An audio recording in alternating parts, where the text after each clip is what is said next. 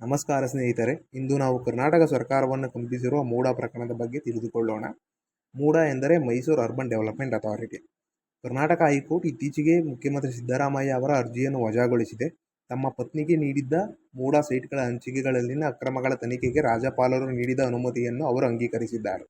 ನ್ಯಾಯಮೂರ್ತಿ ಎಂ. ನಾಗಪ್ರಸನ್ನ ಅವರು ರಾಜ್ಯಪಾಲರ ನಿರ್ಧಾರವನ್ನು ಎತ್ತಿ ಹಿಡಿದು ಅದನ್ನು ಸಮರ್ಪಕ ಚಿಂತನೆಯಿಂದ ತೆಗೆದುಕೊಳ್ಳಲಾಗಿದೆ ಎಂದು ತಿಳಿಸಿದ್ದಾರೆ.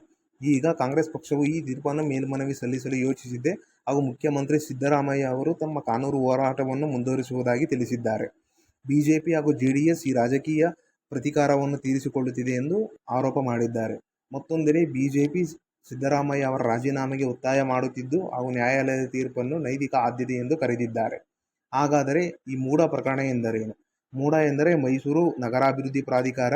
ಈ ಪ್ರಕರಣವು ಭೂ ಹಂಚಿಕೆ ಪ್ರಕ್ರಿಯೆಯಲ್ಲಿನ ಅಕ್ರಮ ಆರೋಪಗಳ ಸುತ್ತುತ್ತದೆ. ನಿರ್ದಿಷ್ಟವಾಗಿ ಹೇಳುವುದಾದರೆ, ಮೈಸೂರಿನ ಐಷಾರಾಮಿ ಪ್ರದೇಶದಲ್ಲಿ ಸಿದ್ದರಾಮಯ್ಯ ಅವರ ಪತ್ನಿಗೆ ನೀಡಲಾದ ಪರಿಹಾರ ಸೈಟುಗಳನ್ನು ಇದು ಒಳಗೊಂಡಿದೆ.